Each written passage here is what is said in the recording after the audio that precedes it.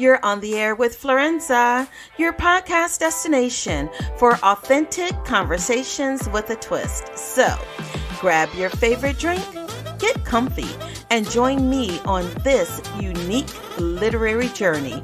Cheers! Joining us today is Jayne Allen, a Harvard-trained attorney and engineer from Detroit. She is the acclaimed author known for her Black Girls Must Die Exhausted series. Inspired by personal experiences, her writing explores themes of race, womanhood, and relationships.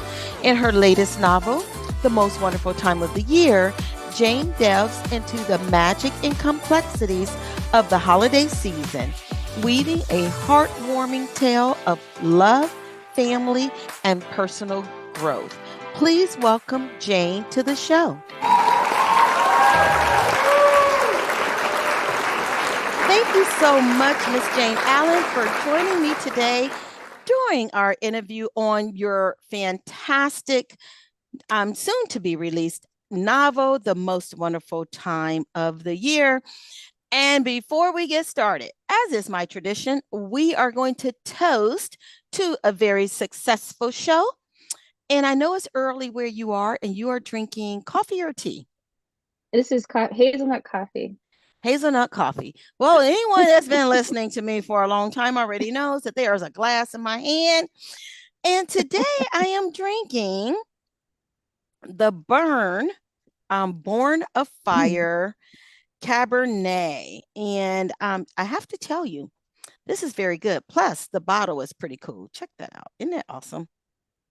Isn't that That like some that is great lovely. artwork? Isn't that? It's nothing like good branding. Yeah, that was great. And all it has to be is liquid for me. So cheers. Mm. Cheers. Cheers. Yes, it's 6 o'clock a.m. somewhere. So we were talking offline, and I shared with you that the only problem that I have about this book, and my show airs in audio format, so the listeners can't see me holding it up, but I am holding up a copy of The Most Wonderful Time, which is Jayne's novel. And I told her the only thing that I am so upset about is that this is one and done. These characters stuck with me so much that I feel like each of them are my best friend. Like, tell me about why this story and why now? Well, fundamentally, although the title is called The Most Wonderful Time, this is a story about reclaiming oneself. It's about healing. It's about taking up space. It's about reclaiming space, and both inside and external spaces. So, what now is the time to do that. Now is always the time to do it, whatever now is. But I think in particular, this is one of the conversations we're having. We're starting to look at what historically have been denied spaces for us, depending on how we identify and how we experience the world. And so we're looking at what has been denied space, and we are now in this era where the conversation of the moment is, how do I reclaim that space, and what has not having had access done to me? And I want all of me back. Yes. So that's really fundamentally what this book is about, with both of the characters that are, there's sort of a dual protagonist type of story. And for both of them, they're having that experience in different ways and for different reasons. What brought about the two women that you brought together with Ramon and Chelsea being not just racially different, but different in all aspects of their identity? Like, were there people in your life, or maybe even in yourself, that you thought, you know what? I am so intimately knowledgeable of these two women. I have to bring them together for one project. Well, I think they're two sides of me in a different way. And I think well, for everyone, we all have different sides of ourselves and different perspectives that make up the whole person. And I think sometimes the people we think that are most unlike ourselves are actually the best mirror. And for Ramona and Chelsea, they're actually mirrors of one another, strangely enough. And Chelsea's white, Ramona is Black. Chelsea's an artist. Ramona wished she could have been an artist. She's a finance director, but at an architecture firm, and she studied art, but she was too afraid to take the financial risk because she couldn't, because in her family, generationally, she's the striving generation. Right. She's, her parents are hardworking folks, and Chelsea's parents inherited wealth. And she had the opportunity to be an artist and never have to worry until she did have to worry. Mm-hmm. So they're both, they're two sides of each other. And I think it's important also to acknowledge that, in the society that we live in, how you present, and especially as it pertains to race, is how you are treated. And how you are treated creates part of who you are, and Mm-hmm. certain wounds and other things that, we need to start having that conversation. Well, what does that mean? And what do we do with that? And so these women need to heal for different reasons. They need to reclaim themselves for different reasons. But the fundamentals are actually not that different. They're very different on the surface, but Mm-hmm. that's kind of the point. So, And that's that universal theme that I really feel that I connected with. I was sharing with you when we came on that traditionally, this is not the genre that I would gravitate towards. I am like the thriller, mystery, man. And I told you as I was reading through, I was just looking for the shoe to drop. I was like, okay, somebody's going to be attacked in an alley or something. But as I right. was reading, it was like, oh my gosh, these are universal truths to all of us, Yeah. right? From Mm-hmm. feeling like you're disappointing the family if you have this tremendous secret, which we may as well dive right in. The fact that Mm-hmm.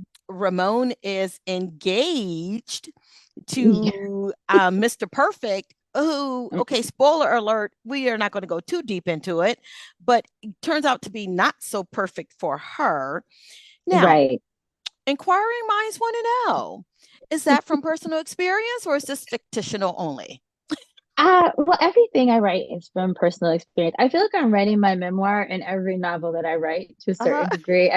Black Girls Must Die Exhausted was definitely my 30s. And so this was sort of in my 40s where I'm like, oh, that wasn't that deep. And this is that decade for me. I'm like, you know.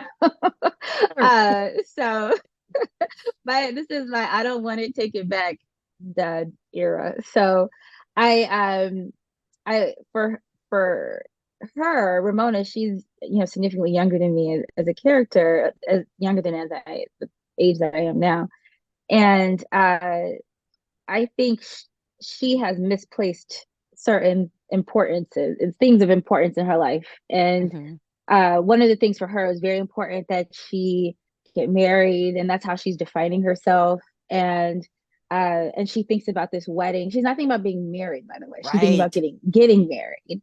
And this wedding is something that is a whole family event. It's a purported, it's a milestone in her life, even though she's had many other life milestones. And so it was important. This happens early enough. I don't feel like it's too much of a spoiler. I mean, we kind of know that they broke up, but she doesn't want anybody to know because she thinks they'll get back together. And it is that important to her to not disappoint. And so she's not showing up authentically as herself anywhere in her Mm-hmm. life. It's Mm-hmm. not just this. And I think that's part of the story of her figuring that out. And then what is ultimately big question is, what do you do about that? And what is she going to do about it? And so I was rooting for her from page one Yes. when I put her in this predicament. And so hopefully as you read the story, she did not disappoint in ultimately how she figured out how to grow. I love that her identity is connected to something that so many women and men feel it defines them, right? Mm-hmm. Like if you're not married by a certain age, or if you're not this by a certain this, or as you're alluding to, if this isn't your career, if you don't have these degrees, then we put ourselves in a box. And I love that you not only opened the box and brought your characters out, not just Ramona, but Chelsea as well. And in some Mm-hmm. aspects, Joan, who we've not spoken about yet, um, you give them a way out of their situations. And for some of the characters, not only do they come out of it, they like completely destroy the box. So there's no box to Mhm. even go back to. And so that Right. was great. Now tell us about this Joan. I mean, man, I wanted to bop Joan in the head. Like the minute she came on the scene, I just wanted to punch her in the throat. So tell us about Look, Joan. I mean, Joan was so hard to write. This is a little mini spoiler, but it's like literally not gonna spoil anything past the first 50 pages. So, Uh-huh. Ramona, when she first gets to Malibu, and Malibu is a very small place. It's like only 10,500 residents, and I think maybe only 400 or less are Black, less than that. And so when Ramona's Black, she goes to Malibu. She's in Chelsea's house. She locks herself out and someone calls a patrol on her. It turns out it's Joan, but Ramona doesn't know that. And the reader will know that. And Joan finding out Ramona is Black, or not finding out or not finding out, but when she's confronted with this, freaks out, doesn't want to seem racist, and becomes obsessed with befriending her so that she doesn't have to have this definition of being the dreaded R word. And so it's very satirical in that respect. She is this character you can't hate her. She's No. Joan, and then she's so frustrating. So I was writing her, I was like, oh, she was fascinating and frustrating at the same time. And if she was like, "Do you want to get a drink?" I probably wouldn't say no, Uh-huh. even though I know what she's like in the book. I mean, if I met Joan in real life, I feel like I would probably at least have a drink with her and then just be rolling my eyes like, I can't believe this person. But she's just complicated. And I think a lot of people are, and she does bad things, but she's not all bad. Right. And it's really hard to grapple with that. It was hard for me to grapple with that, which was the perfect character to be drawing, a character who you can't hate her. She's like a soft villain, I guess, Yep. or Yep. I might have made that up, but that term up, but she is complicated, and you have to Mm-hmm. figure out your own internal Mm-hmm. how you're going to relate to her and where you're going to put her, and how that's going to work. And she in understanding her was a journey for me too. So Yeah. I loved writing her, and I understand why you want to just bop her upside the head. Yes. So the theme, the holiday time is Christmas, which adds to the story its own element of stress and expectations and family Mhm. drama and all of those things, especially when you're looking at a white family of wealth, a Black working class family, but with very strong family ties and a very Mhm. strong mother figure, which we all have, Mhm. most of us have. And so the fact that Ramona is defying all of that is insane. So, what was that process like for you going against all the family norms within the Black community to establish the story? Well, I love writing. I do write. I have been and will continue to write. I call it in the key of Black culture. Yes. So that is one of the things for me to first acknowledge that there is Black American culture. We have a culture. A culture has developed here. It's a survival mechanism. It is, what we do to maintain our joy and spirits and ourselves. So the strong family ties, the strong matriarchal presences, the grandmothers, the mothers, the big colors, the laughter. I want to celebrate all of that in centering Black culture in my work. So that's what I was doing with this book in part, is just it gives me an opportunity in every story to explore different aspects of our culture that's so beautiful to me. And so the big holiday, the mom with the big personality and lots of love and intent on keeping those ties strong between the family. That was all part of the setting for this, and so it's just something to celebrate, but it was also part of the story because I think that it has been denied for so long Mm-hmm. that we do have a culture. that we don't even recognize it Mm-hmm. and how strong it is. So Mm-hmm. when we want to do something that becomes an individual decision that this is what's best for me, and it may not be what you think I should do or what I'm supposed to do, or it may not be in alignment with cultural norms, which we have cultural norms because we have a culture, then it becomes, this invisible kind of force field holding you back and you don't know why, especially if you're not really seeing it, Right, right.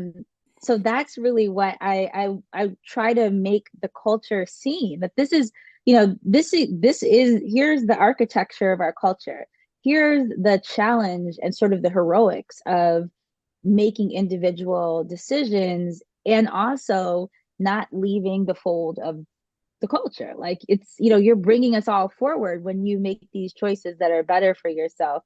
So that was, I'm always exploring that journey, and with the characters, and I put them in these situations, and I'm always like, wow, that is hard, that, and I, Yes. I see why that's why people, don't do this, and why this is such an unusual story. Mm-hmm. So Mm-hmm.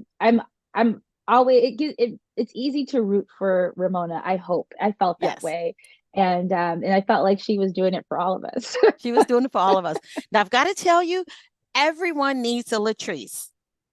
May Oh I yes, say, that's my girl. That's my everybody girl. needs a Latrice in your corner. That's the friend that you call and say, grab the body bag and the shovel, and she is already in a car. Right. Don't ask no questions. Send the coordinates. That's all she needs Hmm. are the coordinates, Hmm. and she's going to tell you, go to the movie theater, get your ticket, get an alibi. I got you. so, so Love it. everyone I needs love that. it.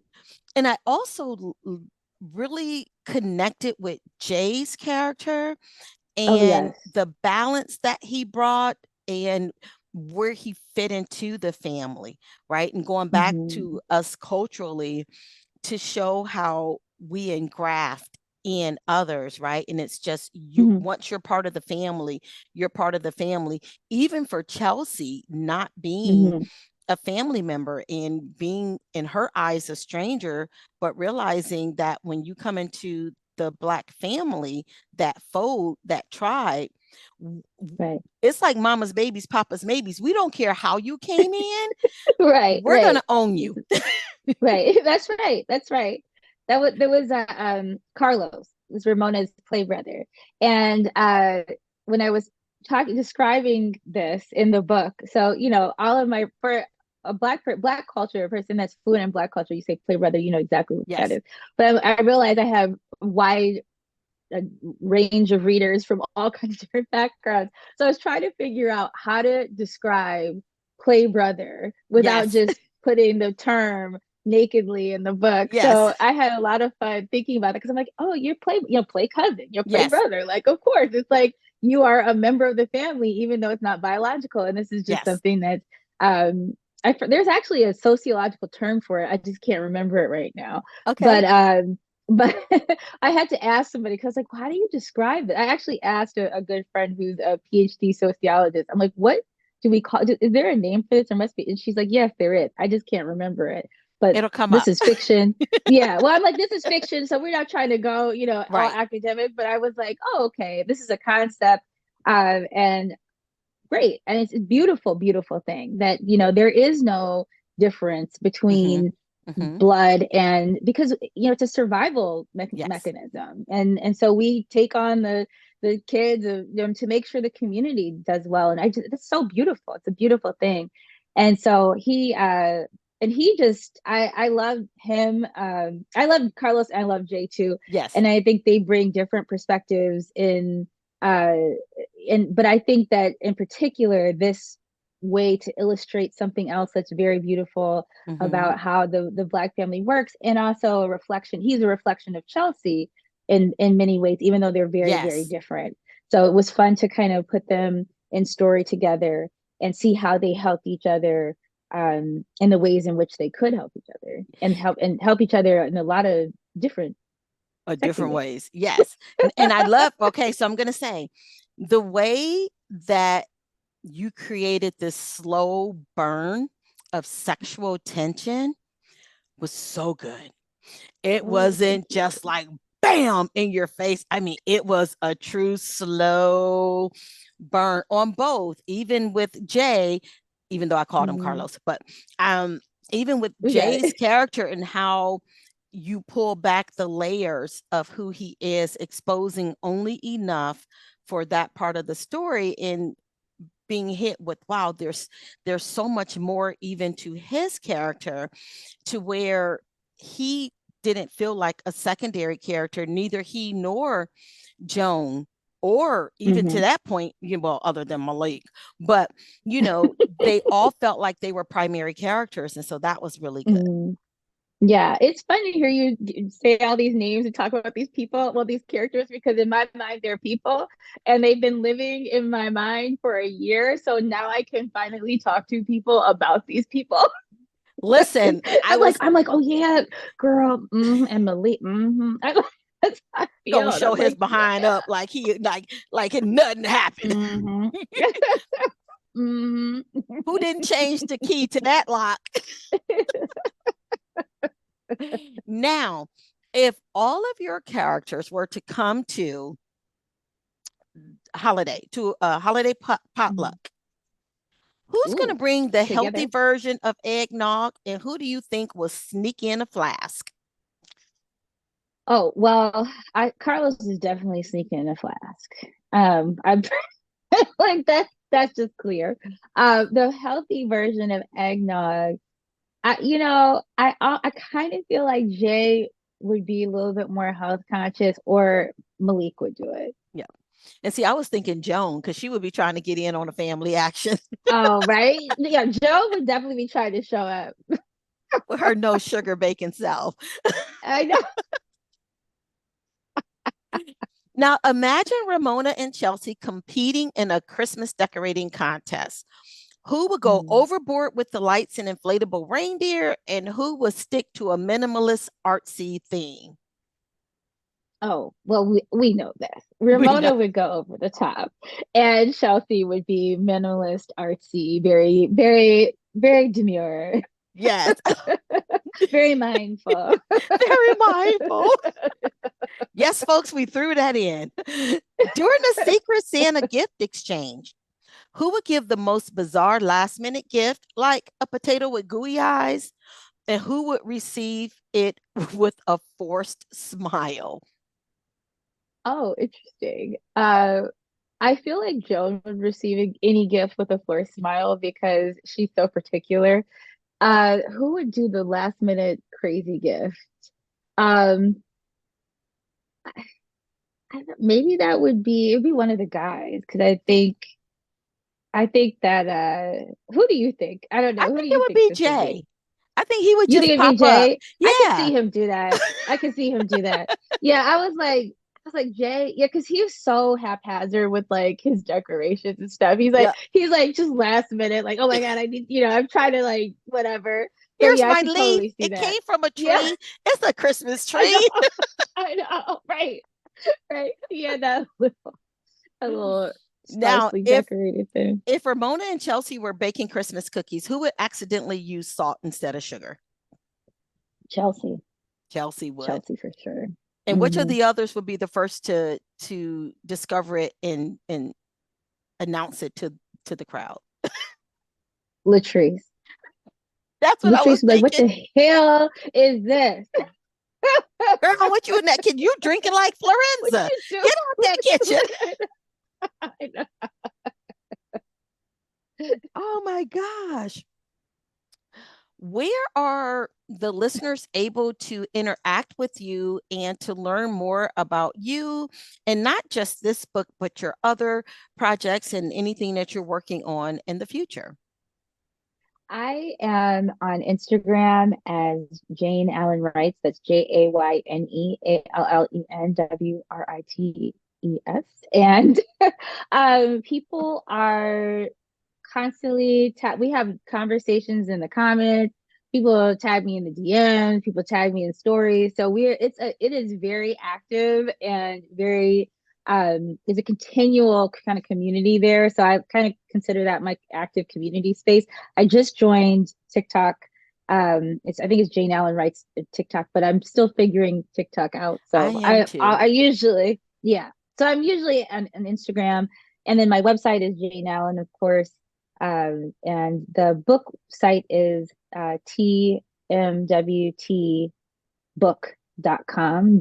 It's the most wonderful time book.com. So right now for pre-order, there is exclusive deleted scene download. So if you like the sexy times Ooh. that you read about, then this is a little scene that's not in the book, but is very it's Mm. it adds to the little layer to the story. So people who pre-order will be able to get that. And then the site will change to something else after the book comes out, which is a big surprise for everybody. So Okay. just keep that URL in mind, tmwtbook.com. And we will put that in.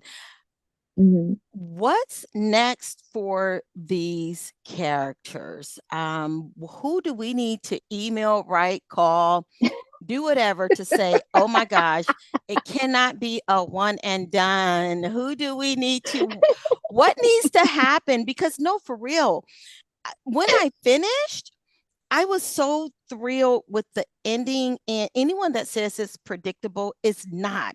It's not predictable in knowing what's going to happen, but the story is so well built that you're experiencing it in real time. And so maybe to some they may say, "Oh, I knew that was going to happen." No, you didn't. You just experienced it while you were reading it. Like you didn't. Right.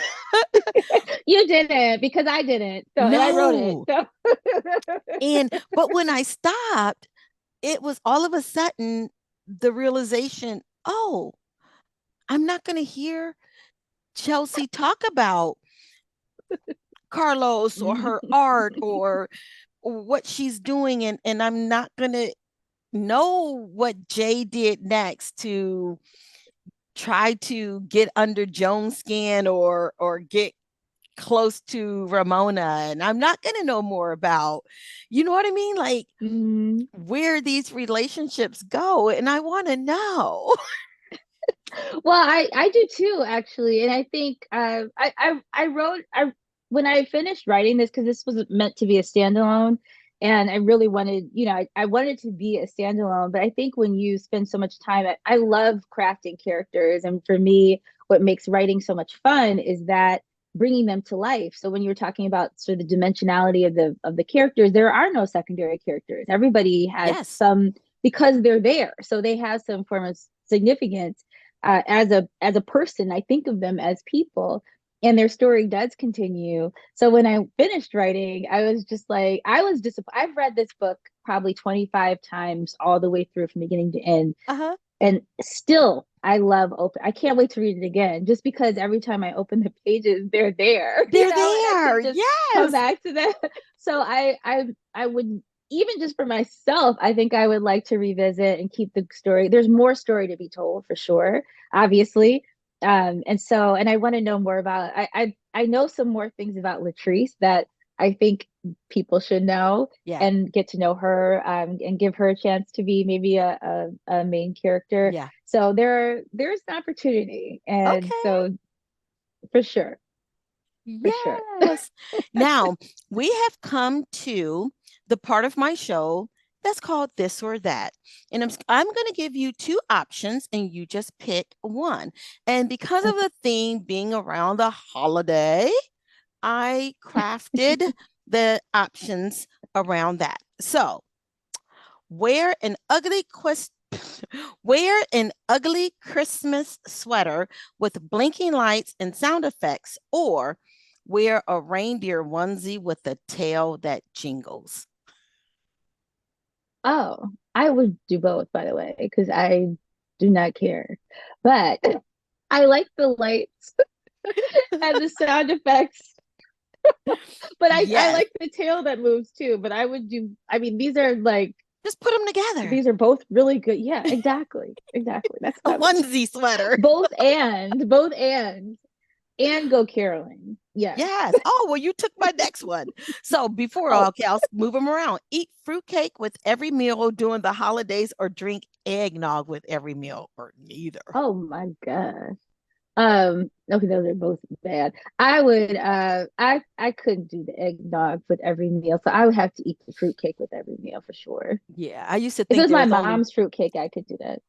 see, I used to Mixed think cake there was fruitcake. only one fruitcake in the world and it just got passed around. Really? Oh, right. Well, okay, and I will say that, and it's not eggnog, but coquito. This plays a role in the story. Uh-huh. And if it were, and it's they call it Puerto Rican eggnog, if it was coquito with every meal, I would take that option 100%. And I would not 100%. complain. Yes, I would not absolutely. complain. Wrap all of your gifts using only duct tape or wrap all of your gifts using only newspaper and string. Oh, I would love to do newspaper and string. Although I feel like duct tape is kind of like psychopathic and like people would it would be if I wrapped all my gifts with duct tape, I think people would be like, she's finally lost it. Ooh. Build a snowman that looks like your boss or significant other, or have a snowball fight with your neighbors every morning. Oh, for sure. Because I couldn't even imagine how to do the snowman. I would do the snowball fight for sure. For sure. You've never made a snowman? Well, I have, but then now you're saying it has to look like somebody. Oh So yeah, this is true. Yeah, yeah, that might be problematic. That might be problematic. that would be too much of a challenge. I didn't ask you earlier, so I want to go back. I had it as one of my first questions. What made you pick Malibu and Chicago as the locations? So I first, the location to me is kind of a character. Hmm. And I needed to pick places that I was familiar with, but not too familiar. So I'm from Detroit, and I can't do Detroit because it's where I'm from, and I don't have enough of a capsule. Hmm. They have too many references, so I'm not ready for my Detroit story yet. So it's Chicago I'm familiar enough with, and when I was a kid, I used to go to Chicago every holiday.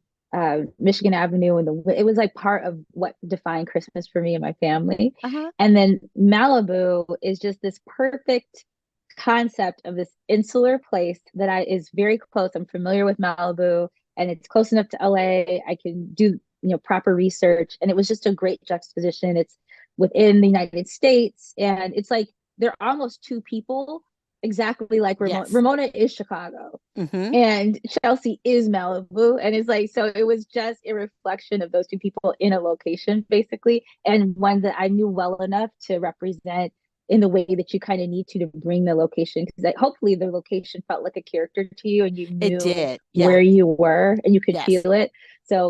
Yeah, that I needed to know it intimately enough to be able to do that.